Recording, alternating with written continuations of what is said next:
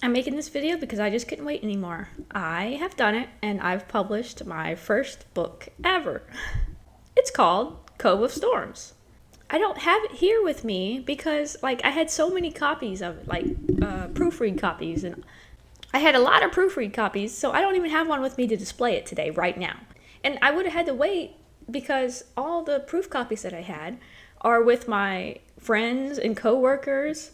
See, the funny thing is, I used a pen name because I didn't want anybody to know it was me. And I was writing this book, right? Like we all do. And so far, the only people who've read it are the people the closest to me, the ones who I never would have wanted to read my stuff. On one hand, that's a good thing, because if I'd have known somebody was going to read it as I was writing it, I think mentally I would have curbed my writing.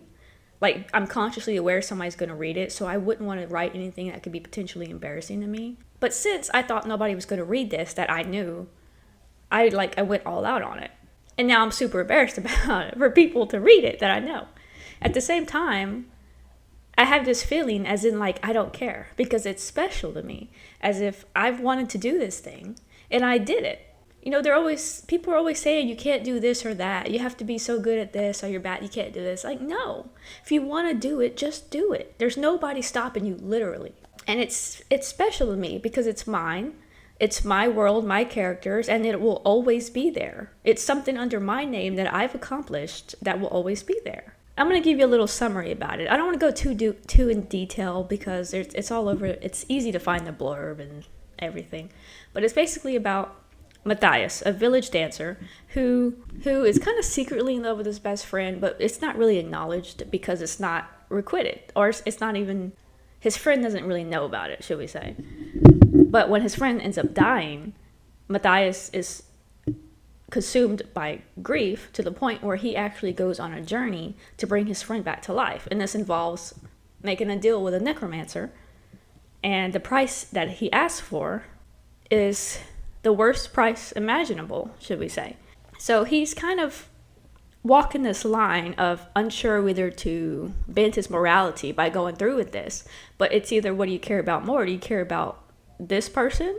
Do you care, like, what it's a hard concept because in reality, most people would want to do the right thing, right? You would think, oh, I'm not going to do this. I'm going to choose the many over the one. But I wanted to write a story about, you know, humanity. Realistically, people who get jealous and they lie. They're not perfect. And I think it's annoying when the character always makes the right decision all the time. It's kind of boring, isn't it? So I wanted to make a fun, dramatic story. Like, what if they don't? What if they do the bad thing? So that's what drove this story on. So the process of actually writing it was easier than I thought. And that's not to say it was easy. It's because I had already been writing this story for like over a year now, on accident. And that's because I was actually playing tabletop roleplay games, okay? And I had discovered solo role-playing. And it's kind of like journaling, but it's more narrative. You get to write your own story, and it focuses more on the story than it does the actual playing.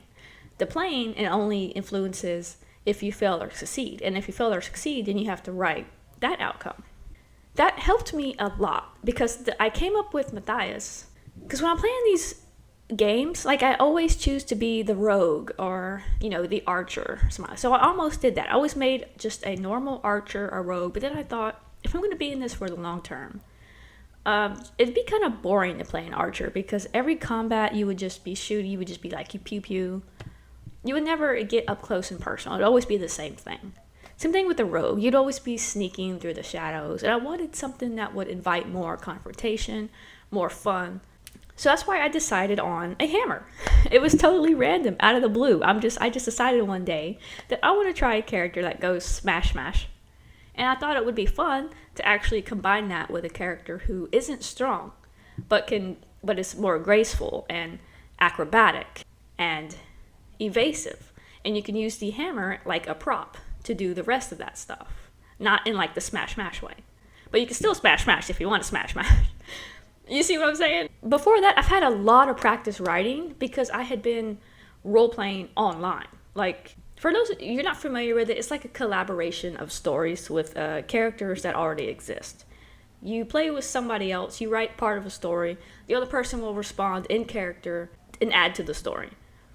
So I've been doing that, but I have friends who are like really not dependable when it comes to replying. I would reply, and then I would, like, a month later, they would remember, and they'd be like, oh, I'm going to get you that reply now. At the point where I'm like, I don't care anymore about the story. But then at the same time, I'm like, I really do want to write something, so I will reply anyway. And then they would tell me, like, oh, you're such a good writer. And I'm like, that kind of got to me. I guess that kind of got to my head. Because at the same time, I'm thinking, why am I doing this when I could just actually write something? Why would I roleplay when I could just write a book? Even in school, I don't want to say the weird one, but I think I was the only one with the opinion that it was fun to do essays. Like, I love doing essays. I love getting to pick what I would write about, and I love getting to meticulously plan each, like, bullet point. It's basically taught me how to outline. I didn't even know I was doing that. The researching, the writing. I ended up researching a lot for this one because it was sort of Viking themed. So I had to look up stuff like, what do Viking coronations do? What is considered Viking instruments? You know, things like that, just so I could sort of implement it into the story. And I learned some stuff, which is really fun in itself, is learning.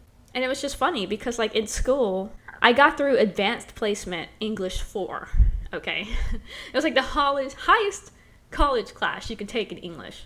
But yet I couldn't get through basic math 2. And it wasn't because I was bad at math. It was because it was too boring to me. I didn't want to do it. I didn't want to be there. I was skipping class so much. Okay, it was ridiculous. But then I would always stay after school and do English because it was fun. So I think it helps that I've always enjoyed writing and the writing process. I mean, I already have so many different journals and so much scrap paper in my room. It looks like a mad scientist in here. I have a journal for every subject, which I've said before. Even in school, like, I would carry these binders with me that were just, it was all writing stuff. Okay, I want to say it's kind of cringe now, but back then I thought it was the coolest stuff. I was writing like a whole game out by myself. Like, I would make up my own video game, and I would sit there and write in class what would be for sale in this store, what it would sell for, what was this item, who were these characters, and everything. It was like, I don't know what I was doing, but I had a binder full of this stuff. And beside that, I had a friend, okay? I didn't realize what we were doing either, but it was basically like D&D the whole time. He would have a notebook, and we would have our characters. And then on break or lunch or whatever, he would write, I would tell him what I would want my character to do, and he would write it down and add it to the story. And we would get experience and stuff. I didn't even realize it, but I was playing D&D at the time. It was just in a journal.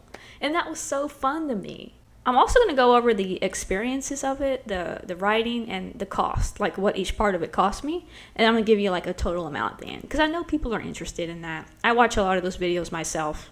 When it comes to the themes of the book, there are some very uncomfortable scenes in there. And that's not me. Like, I don't think they're uncomfortable when I wrote it, but apparently to my beta readers, they were.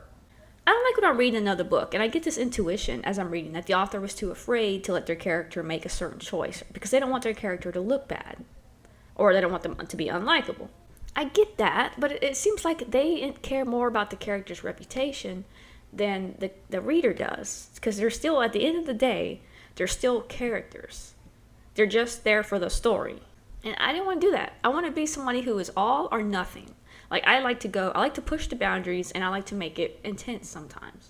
But you have to remember that it's just a story. If it makes you feel a certain way, if it makes you feel sad, angry, whatever, then in my opinion, I think it's doing the right job. It'd be worse to read a story and not feel anything at all from it. I would rather read a story that provokes emotion. So how long did it take? I'm in a rare boat with this one because I basically had it written before I started, as I said. So because I already had it written down in a narrative sort of journal, all I had to do was basically transfer it to my computer. I wrote it down, and then I rewrote it as a first draft, as a story version. And it did change a lot. It wasn't like word for word. There was a lot of stuff that I took from it. I just took the base concept. But I didn't take a lot of stuff what happens, because it was just general like game stuff, and we don't want that. So it took me just about from, I want to say I had the first draft done in like a month. Or I want to say no more than 3. I know that's insane, isn't it? Like, I downloaded Scrivener. When I decided I wanted to do this, I just went to it. I downloaded Scrivener and I started writing, and I didn't stop. It was the 100 of revisions afterwards that took me so long. And mostly because I'm new to the process. Like, after the writing stage was done, I had to research, what do I do next? What is the next step after the first draft? What do I do? What do I do on a second draft? What do I do on a third? I had to look that stuff up because I'm not familiar with the process of it. And that actually took me longer than just writing the story. Sometimes I see people who really praise and push themselves for writing 300 to 600 words a day or so. And that's totally fine. I mean, you write what you write what you need to. Right? There's nobody saying you have to write so much. I think it helped that I was writing like easily 2,000 to 3,000 words a day. And I was really pushing myself. It wasn't all at once. Like, I wouldn't just sit down for 2 hours and write 2,000 words. I would sit down for 10 to 15 minutes, write 400 words. Then I would get tired. I would get up, I would get something to drink. I would watch some YouTube videos, and I would think, I'd rather be writing right now. So I would go back and I would write again. And then I would write another 200 words or so. So throughout the day, I would end up writing totally about 2,000 to 3,000 words. And that was like every single day. In between work and writing, I hardly did anything else. Though the word tracking goal on Scrivener actually motivated me too, because I would just make up a random amount. I'd be like, okay, how long would it take me if I wanted to write 2,000 words? And I'll put it in the little tracker, and it would say, oh, well, you need to write 600 words today. And then I would do that. And I would think, well, if I do 600 more words, then that would be like writing the amount for tomorrow. And somehow that would just, watching that little bar, like reach to complete and then doing another one, like that was satisfaction. I had to watch so many videos on what to do after the first draft, and they were all basically the same advice. Set it aside, don't touch it. Don't touch it for 2 or 3 weeks and come back to it. So I did that for about a week or two. Then I went back to it. I was changing and I was adding stuff. I don't remember exactly, but I think I only had around 80,000 words after the first draft. And I was kind of freaking out because everybody seemed to have this problem of overwriting and not knowing what to cut. But I had this problem of underwriting and not wanting to just pad and add things that weren't necessary. But I tried to check Scrivener. Like, I Googled to see if there was a way I could tell when I started writing on it. And there wasn't really a way. But when I looked up like the history or something, it goes back to January, and right now it's August. So I want to say that's right. I don't think I did any writing in December, but probably around the middle of January. It took me from January to August to fully publish this book. And that's not really the writing part of it. It's all the other stuff that I didn't know about. Beta readers. That was the next step, apparently, after my first draft. And I was terrified at the thought. I wanted to say, like, I don't need any. I don't want any. But they were pretty adamant about it. They're like, no, you need to have beta readers. That's what everybody said. You have to have somebody read it and give your opinion. And I was terrified. I don't want nobody to read my work and think I was the worst person they've ever read. What if they read 200 first drafts and mine was so bad they had to tell me, oh, you should never be writing anything ever again.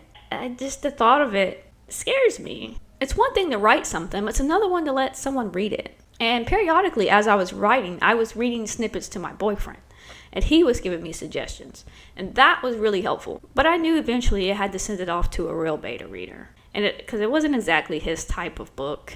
So I scoured the internet, and everywhere suggested Fiverr. I want to say for a good week, I scrolled and I scrolled because there were so many ideas. There were so many I didn't know who to pick. There's like 200 pages of beta readers. So I tried to narrow it down a little bit by keeping in mind the audience. And I felt like women would enjoy it a little bit more than men, even though it is a fantasy book, which is geared more towards, I don't know. But it's more emotional than a typical fantasy book. And my budget isn't the best. We're talking about 2 weeks of working just to get one beta reader. So eventually I found 2 beta readers. 2 of them that just sort of popped out to me that I thought looked really good. And, like, honestly, I tried to pick people that looked a little bit nicer. If you had to let me down nicely. But at the same time, I know I want to be criticized. Just criticize nicely. So I sent it off, and honestly, the hardest part was the waiting. After I sent it, I was even more terrified. I tried to tell myself I wouldn't care if they didn't like it as long as they were honest. But a part of me really wanted them to like it anyway. You always want people to like stuff you do, stuff you make.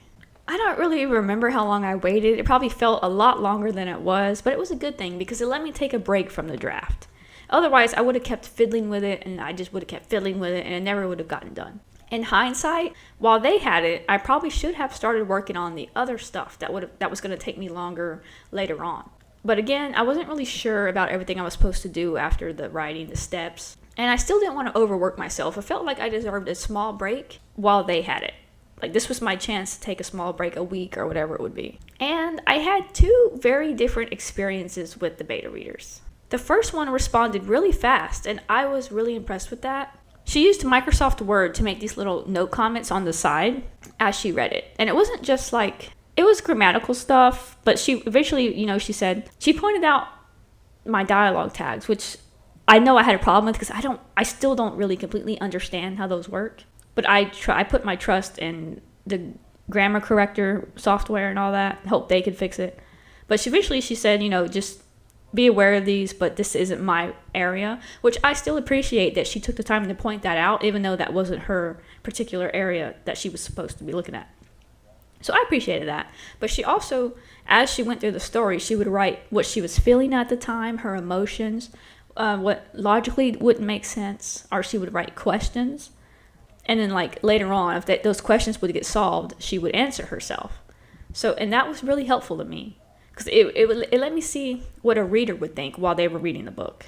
And that one ended up costing me about $45, which I would gladly pay again. The only problem I had with her was that she made a huge comment about how some of the stuff people might find offensive in it. And that really worried me because I naturally don't want to offend anyone, but at the same time, I myself didn't really think it was that offensive. I feel like it wasn't what she thought it was at the same time. So this actually tore at me for a while. I changed a lot of what she said and what she recommended. But then when I asked the people who had my books now, who were reading them, all my coworkers, my friends, I told them my beta reader thinks I should change this part because they think it's bad. And all of them said they don't care. They told me to leave it in. They said it's fine, that they want all the bad, they want all the drama. At the same time, I felt the same way. I'm like, I don't want to take it out because it's an important part to the character. I want it to be their darkest moment. I want it to be there to show how far that he will go and the choices that he will make. If you take that out, then all the stuff, everything else he does isn't really that bad in comparison. So I ultimately decided to leave it in. I just tried to change it a little bit to make it a little bit easier. I don't know. So I'm hoping that part doesn't ruin the book because it's not meant to be taken like it's a real person. It's just a story. It's a character. And the second beta reader was a bit underwhelming. She took a long time to deliver. I want to say at least a week longer than the first one. And she didn't give me several separate reports like the first one did. She just gave me a WordPad document, and it was like a paragraph summary of what she liked. And the grammar wasn't the best either. And the whole thing was just her praising everything. It was like, it didn't really seem genuine. It felt like I paid someone to compliment me. Like, the whole report was just like, oh, I love this character. This is so funny. This is so cool. I love how this is. This is awesome, LOL. Something like that. It's a bit horrible to feel like it, but I think she was being too nice. In the end, it didn't really help me. It didn't ask any questions. It didn't point out anything I could fix or add. And like the other one, I even mentioned I only have so many words. I need to add about 20,000 more. And she would point out little areas where she thinks, oh, maybe you can put some insight to this character's history here. Maybe this will add to your word count if you do this. So and so, and that was helpful because I took that and I actually implemented it. It let me know that they wanted to see more about the side characters, that I was neglecting them over the main character, which is what I was afraid of anyway. But this second beta reader ended up costing me about $53 compared to the first one, who was $45. So total beta readers, that's $97.48. You can just say $100 right there. Now, the blurb. Yeah, let's get this whole separate section. And I could have probably done this myself. In hindsight, I should have. I should have done this myself. But they do have professionals for this. And I feel like the back of the book was really important because this is what people pick up and they look at and they read. And this is what they decide if they're going to read it or not. So I wanted this part to be really good. And I know they have professionals that do this. But before I decided on that, I was trying to do it myself. I grabbed a bunch of books off of the bookshelf and I was flipping to the back and I was reading the blurbs and I was trying to come up with similar ideas as to what all these books kind of had in common. So I did come up with a basic layout of my own. Again, I went to Fiverr just because of so many options and the price is negotiable. I found somebody who offered a lot of options for a reasonable price and they gave I picked the highest package that had 3 different options or something like that. I gave them the whole summary of my book. And side note about this, that makes me a little bit nervous because I feel like giving people the whole book is just handing it to somebody, trusting them not to take it and use it. I know really they couldn't do that. So they were also super fast with responding. I went to bed and woke up and they had already sent their order. And I was a little bit suspicious of it because the grammar was off. I feel like what I got sent was something that could have come up through AI, but I'm not going to say that it was because it is very possible it was written by him. I don't know. I didn't take it at verbatim. He had 3 different ones, and I liked all of them. Honestly, I liked a portion of each of them. So what I did was I combined a little bit of everything he gave me to make one of my own. I changed some words, and if I didn't like how sentence sounded, I kind of or if it gave me an idea, I would use that instead. I know it wasn't a huge priority, but at the same time, it is an important part of the book. So I knew it had to be done. It was just one of the steps to check off to complete the book. And that cost me $33.65. Of course, it's so high because it was the biggest package. So let's skip ahead through March and April. While I was waiting, on those in-between steps to try to figure out what I was supposed to do, I know I was trying to come up with a cover concept. And I take pride in my art. I do. My boyfriend kept telling me, oh, just draw your own. Just draw your own. But everywhere I looked, I keep seeing, never do your own art. Never do your own cover. And that kind of discouraged me because I feel like I had gone through so much to create these characters and that no one was going to be able to capture them exactly as I imagined, no matter how good of an artist they were. Because I had to even come up with my own designs for the characters, what they were wearing, what they looked like, how they acted. But I still tried it anyway. I had my tablet and I was drawing a cover concept, and I learned a lot about how ice and crystals could be drawn. That's what took a lot of my time too, was trying to do a cover. I couldn't decide on a pose. I couldn't decide on the style. I had to watch a YouTube video on how to draw ice crystals because I always draw characters and I'm not good at background. Anyway, in between working on the drafts over and over again, I went ahead and just ordered a proof copy for myself. And I was so excited to actually get to feel the physical book in my hands. It felt like amazing progress. So I brought it to work with me for the next week or so, and I bought a whole bunch of different colored highlighters, and I was so excited. I read the whole thing, and as I was going through, I highlighted different parts of the book, and that worked like a charm. I used green for grammar, I used yellow for awkward sentences, pink for errors, or story errors, or pink for continuity errors, or things I can move around. And then as I was reading, if an idea came to me that I could add something here, I would write it in the margin. And when I was done, now I had a whole book of notes I had to fix. And oh my God. So I had to go into my draft on the computer and literally flip the book page by page and add in every single thing that I highlighted and change it in the draft. And that was a lot. I want to say it took me no more than a week, but probably not as long as a week to do that. So the first copy was about April 12th, and it cost me around $9.14. And remember, every time you order a proof copy, you have to wait, and you have to request for it to be approved. And after they approve it, then you can order it. And every time, my heart would kind of clench at the idea that someone might actually be seeing this draft. And I'm just sitting here hoping it's automatic checker, not a person literally reading the whole book. Because I also ordered several copies different times. I don't like to be bothering people. So this person would have had to read it over and over again. Now, throughout all this, about a month passed with me, constantly trying to come up with a cover. I was working on it, I was drawing, in between all the other stuff I was doing. And I was having fun with it because I really, really wanted to do it on my own.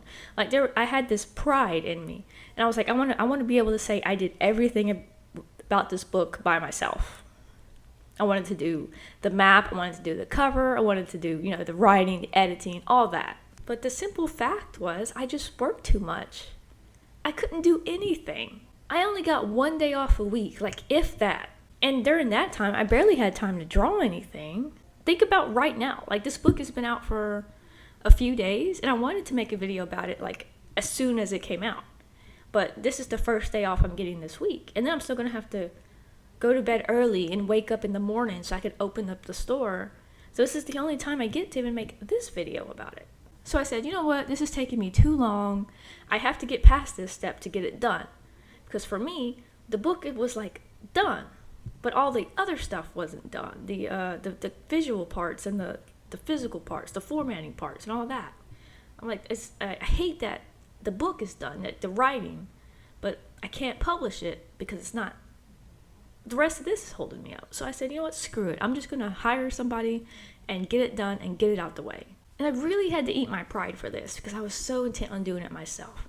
But I'm glad I did because this person did a way better job on the concept than I could even hope for. And how I found them was I spent a lot of my free time, like just break time or when I was at work, I was scrolling. I would just scroll through like the advertisings of people commissioning their work.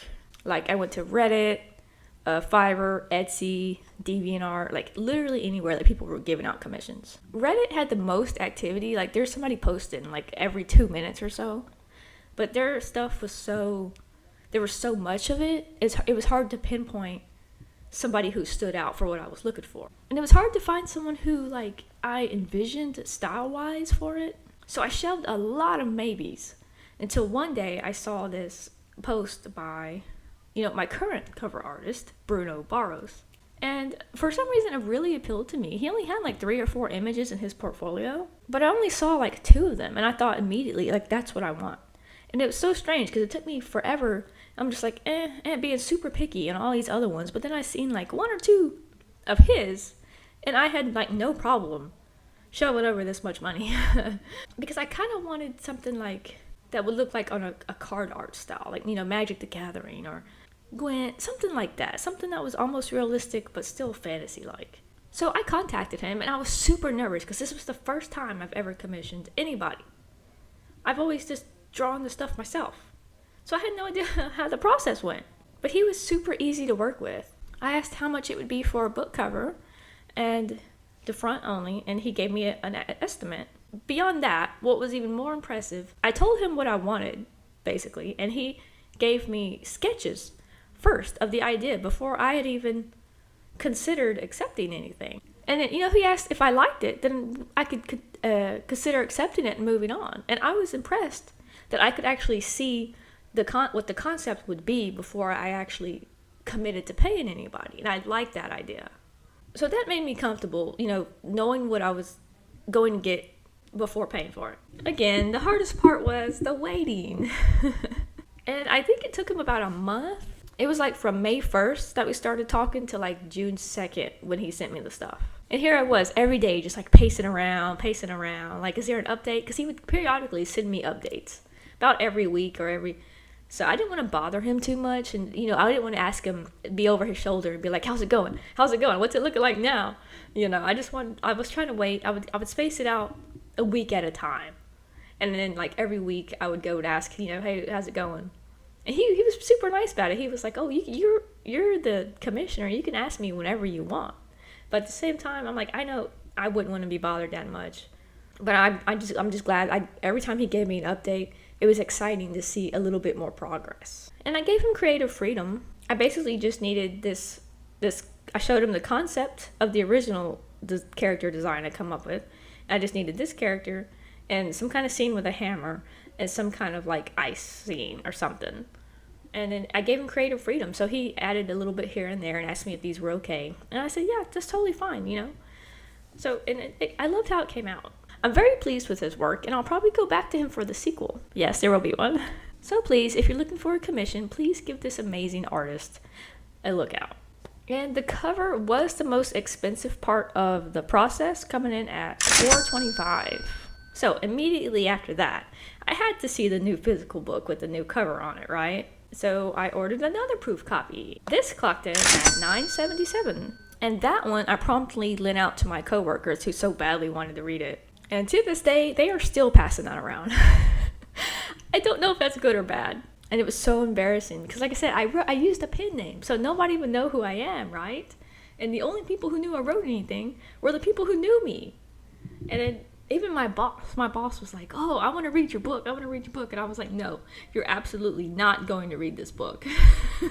And so the final part of the book, which I hadn't finished yet, was the map. Every fantasy book needs a map, but this one was giving me so much trouble. I don't know anything about drawing maps. So I watched a lot of those YouTube videos, about how to draw fantasy maps. And I thought I could draw that myself, but my concept was so stupid. I was at work, okay? I'm on the register, and I had a little receipt paper, and I was drawing on it, and I was sketching. And I was asking around, like, what do you think about this? And then every time I would ask, everybody would be like, this doesn't make sense. This cannot work. I was drawing on my tablet, trying to see what I could do with, like, colors and stuff. And I was whining to my boyfriend. Because it'd been, like, another month. And the map, I couldn't figure it out. And it was holding me back from releasing this book. I considered going on without one. And I considered going on without one, but I'm like, no, your book has to have a map. It just has to have a map. So I looked up commissions again, but I had already spent so much. And at the same time, I'm trying to keep in mind the return on what I'm going to spend on it, because I know just being a first book and just being nobody, it's not going to do very well, no matter if it was the next Lord of the Rings. You know what I'm saying? If I spend $2,000 to make it, I'm not going to see that money in like 10 years. So I was trying to keep that concept in mind, even though I was so excited that I would love just to throw money at everybody and say, make this book great. But I had to keep adult responsibilities in mind and all that boring stuff. So I went back to Fiverr just to see what the options were. Everyone had really neat concepts.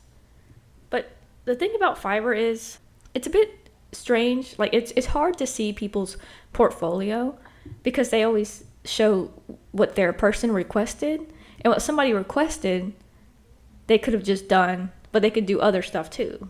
You know what I mean? And you won't see that because nobody's requested it. This time I went to Etsy. Etsy has good artists, except you usually don't go there for artists, but I thought, why not? I'll give it a shot. And I found one. I found this artist named Worldworm. So I gave him my basic concept, and then he asked for sketches. And I was super embarrassed to give him like the stuff I did. But he was like, "Oh, don't worry about it. No matter how bad it is, I can make something out of it." So I'm like, "Okay." And I showed him my little receipt paper drawing. And then he was asking about what this stuff was, and I couldn't even explain it. And I felt bad. I felt like I was irritating him by just making it hard on him, concept-wise. I was trying to explain it. Like, somehow I imagined, looking at the map, that the north would look more elevated than the south part of it. And for some reason in this book, I was dead set on doing this. You could only get to the northern part, the higher part, by crossing mountains that were connected from the south part and the north part. So it was kind of like a slope like this. Like the north would be higher than the south, and then the mountains would start down here and then just connect all the way to the north. And I had the hardest time explaining that because I didn't know if it makes sense. But I feel like it does. I know, it's such a stupid concept. But like, I was dead set on doing this. Okay? It changed a lot. They actually talked me out of what I was originally going to do. In the book, I had them cross a huge wooden bridge from the south part to the northern part. And then they finally explained to me why that could not work, why that could not physically work. He said there was no way a wooden bridge would hold up being from this part of a different continent. So I compromised to take that out and just replace it with switchbacks that you would have to climb up the mountains. And I know that's doable because I myself have hiked in the mountains of Arkansas through doing switchbacks. And I almost died because I underestimated how powerful those mountains could be. Like you literally would have to pull yourself up using boulders as steps. And then the ground is icy and it's slippery and it's slanted the whole time. So you'd have to hold on to branches while you would try to climb down, and you'd have to curve around. Okay, so I actually used some of my experience doing that and put it into the book. And somehow, he performed a miracle, y'all. This map is so beautiful, and it's hand-drawn. He took my concepts. I told him somehow there needs to be, there don't need to be, but I imagined a waterfall still falling on the right side, and then you would have to take, like, only way back down to the southern part was to take a boat. I don't know, but he did it. And I was so glad when I got it, because I was relieved. It took away the stress of having to get a map done. So now I could move on. The cost of the map was $106.75. And that's because I chose the highest possible amount. Like you could start at like $30-$40, but I wanted like the full package. So again, I needed another copy proof. I needed like a final copy proof to see everything put together. But I had a problem this time. Scrivener sucks when dealing with images. No matter what, I could not get the map to do right. I spent like 3 or 4 days just clicking on it, dragging it, right-clicking, resizing it in my documents, and then redoing it. I would Google, like, how do you get maps into Scrivener? There was like no response to this question. A lot of people had the same question, but nobody had an answer. For some reason, it kept skewing itself off the page. When I would compile it, the PDF, it would be cut off. Half of it would be on the first part, and the second half would be on the second page. And I'm like, why? Because on the preview, it's normal. But when you print it out, I even tried bringing it to my boyfriend's house, because he's got a Scrivener too. I put it on his default one, nothing. Maybe thinking it was my settings. Well, he put it on his default one, and it came out printing super, super small. I'm like, what the heck? I was getting so frustrated because, again, this was the last final step. And like, I wanted to cry because it was holding me back for days, and nothing I would do would fix it. And I even thought about it. I'm like, am I going to have to go on without this map? I spent all this money on it. It's so beautiful. It's an important part of the story. I don't want to leave it behind, but I might have to if I can't get it to work. Every time I would Google, everybody's solution was basically the same. They said, oh, just use Word. Put it in Microsoft Word. So I'm like, okay, that's kind of annoying, but So I tried to open it, because it's default on your computer, right? But I never used that before in my life. Apparently, I only had a trial version, so I couldn't even do anything. I couldn't edit anything. I couldn't move anything. So I had no choice. I had to do a monthly subscription just to import an image. And that cost me $7.99. And it's not horrible, I'll give you that. But it was irritating because I didn't need it. I already had a writing program. I wasn't going to use Microsoft Word ever. But I will say I was impressed with how easily it handled the images. I was able to put it in, and as soon as I put it in, all I had to do was click and drag it, and it did it perfect. It put it right in the middle of the page. Now, the only problem I was having was the margins. For some reason, like, I didn't change anything at all working with margins. But when I uploaded it to Amazon with the map in it, the margins were all off. None of them met the standard guidelines to be accepted. And I was confused because I'm like, I didn't mess with any of the margins. Why is it doing this?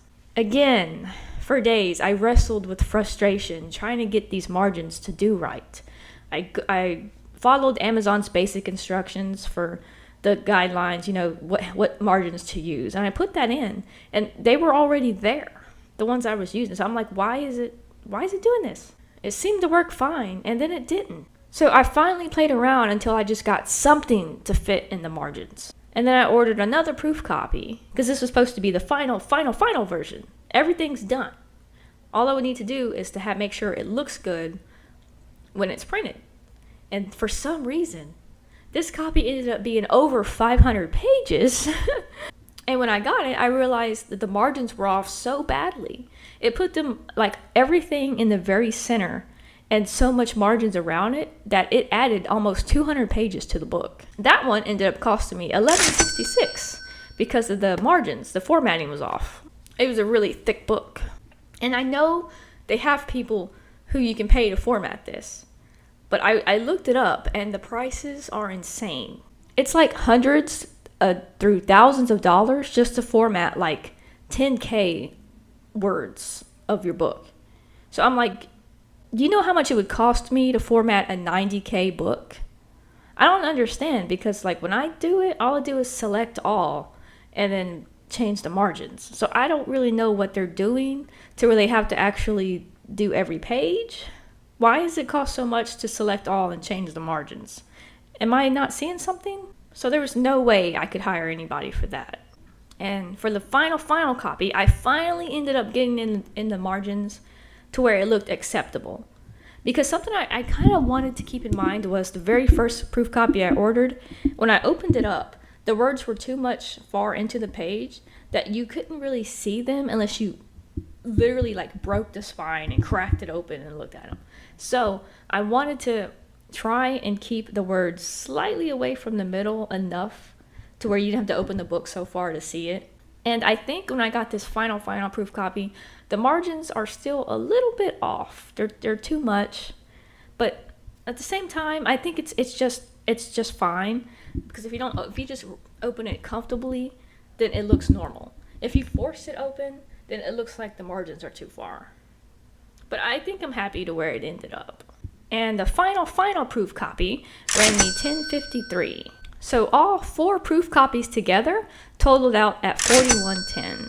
I know it sounded like I ordered a lot of proof copies, didn't it? But when in hindsight, this isn't that bad. After the proof copies, I would have been done by this point. I still had like 4 or 5 people that had the physical copies and were reading them. And I really wanted their opinion because I hadn't hit that publish button yet. If there was something horribly wrong with the book that they pointed out, I still would have had a chance to go in and change the manuscript and re-upload it. When I'm trying to think about who has them, one went to my boyfriend. It's not really his genre. I think women would enjoy it more just because of the emotional parts and stuff, the emotional theme of it.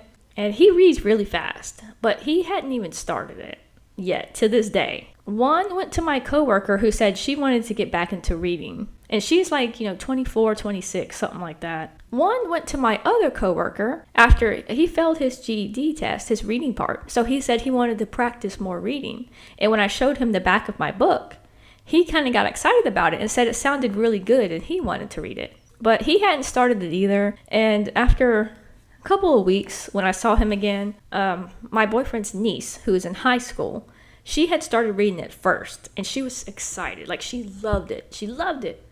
But then I had to give her a copy. Like, she loved it, okay? And I'm so happy. Because I'm like, this is what I want, okay? If a high school girl can get excited about the book, I never want to say that again, but I'm happy. And then my coworker, the girl who had it first, she was loving it. She only got to like chapter 3, and she said she loved it so far. She was even reading some of it out loud with her boyfriend. And even I gave a copy to my friend online who said she wanted to read it. I gave her like a PDF file, which was, I don't like those, but she said it would be just nice and easy for her to read it. I don't have to mail her a book or nothing. So she started reading it, and she said she loved it. So everybody says they love it. And I'm happy. If I can get these just normal people to like it and enjoy it, I'm happy with that. So I waited again. I waited for about a month while they were reading these books. Because again, if they had a major opinion on anything, I still would have a last chance to change it. In the meantime, I'm like, what am I supposed to do? What do people do before a book release? I Googled it, I looked it up, I watched YouTube videos. I see all the stuff about newsletters and ARCs and websites and marketing. I understand a little bit of it, but I'm not really big on social media, and I don't plan to be. I knew I would have to make a website eventually, but I didn't really go through with the ARCs and stuff because the idea of a digital copy makes me uncomfortable. That's the reason I only did physical copies and not ebook copies, even though I know they sell really well, because I don't like the idea of anybody just having a digital copy that they can just throw anywhere. I don't know. And for ARCs, I would have had to upload that. And I'm kind of scared of reviews, honestly. So everybody who had it, the only person who got the farthest got to like chapter 6. And I'm like, there's still at least like 30 more to go. I can't wait anymore. I was impatient. I wanted to get this released. It was done. I had to just stop being afraid and thinking that I would have to change something else. I just needed to accept my own confidence and release it. So I did. I went ahead and just hit that publish button and released it. So how long did it take me? I was trying to find a way that in Scrivener that it would show me my start date, but I only found the history edits. And those went back to January 2023. That sounds about right, because I wasn't doing any kind of writing in December. I had a little health episode in December. So I believe it had to be the middle of January. And I hit that publish button on August 8th. It took about 8 months. And a lot of that was dead time. Other expenses that I'm just going to gloss over was a lot of software that I used, like grammar checkers, Grammarly, Microsoft Office was another one. And then all those extra expenses, it cost me $206.34. And that leads me to my final subject. What was the total cost of this? I tried to keep a Word document of my book expenses, and I've come up with $918.31. And honestly, that's less than I thought. I thought I breached that $1,000 mark. So the next subject, mistakes, or what I would do differently. Everybody likes hearing about these, huh? First off, software. Cancel Grammarly. I was subscribed monthly, and I forgot about it, and I kept renewing my subscription. That was hundreds of dollars, and it didn't help me at all. The free copy is great by itself just for catching grammar. And I had to use it instead of hiring a copy editor because I just didn't have the $1,000 minimum that they were asking for. Grammarly was great at just the grammar, like I said. But when it came to creative writing, it sucked so bad. Every chapter, the errors would just pile up, and there would be 200 errors, 260 errors, should we say, errors that it thought. And it was basically questioning every sentence structure. It recommended different words, but it would change it to make it sound more like an essay instead of a story, and I didn't want that. I chose these words on purpose. So I only accepted maybe 2 out of every 30 suggestions. It was totally unnecessary. The thing that it helped me the most with was catching the dialogue tags, because I still wasn't sure about what was right or not. I was taught, anyway, I thought I was taught that you put a period within the quotations, but apparently that's wrong. You say something, comma, quotation, they said. And I was doing it wrong the whole time. So Grammarly caught that, at least. But still, the free version could have done that. And I shouldn't have even needed Microsoft Word or Office or whatever, any of that. And just because of one image that wouldn't cooperate in Scrivener. And I couldn't just start writing in Word instead of Scrivener, because I tried my document, because the document was so big that when I even opened it, there was some lag to it, right? And when I would have to go page by page, there was some lag, and I would like to even change a letter. You'd click, lag, type, lag. It's ridiculous. You cannot type a full story in Word. I don't know how anybody does it. Proof copies. I honestly don't regret any of the proofs I bought because it was always fun getting a new version of your book. And it was only 4 in a long run of 8 months. I thought it was more. But in hindsight, I probably could have narrowed that down to 3 or even 2 if I would just timed everything right. The first draft highlighting part was important. And then probably the final copy after it had the cover, the map, and the margins in it. I didn't need to order one after I just put a map, after I put a cover, and all that. I could have just waited till it was all done. But it did allow me to hand those out to multiple people at once. So there's that. The art. So this was the most expensive part of it. And no matter how much I try, I don't think there's a possible way to cut down on the budget of that, unless I just did it myself. But being that I've already hired somebody to do the first one, it would be too jarring to do something different for the sequel. And not to have matching covers and the style. I don't know. That's kind of book OCD to me. You want to have matching covers, am I right? So if I already started a style, I just need to continue that style. Also the map.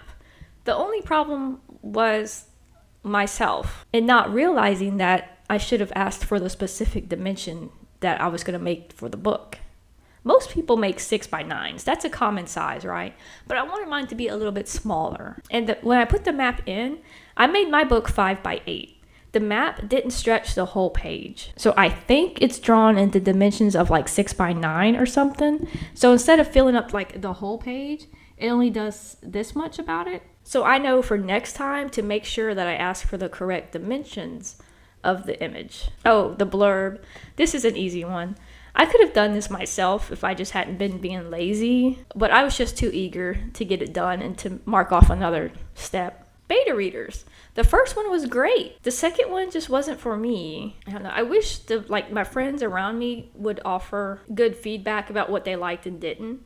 And there were some parts where even like the high schooler caught some. Like, for instance, she was in one of the beginnings of chapters, and Matthias had a knife at some point. And then later on, he was looking around for a knife. And she pointed it out to me. She was like, wait a minute. She's like, what happened to that knife he had before?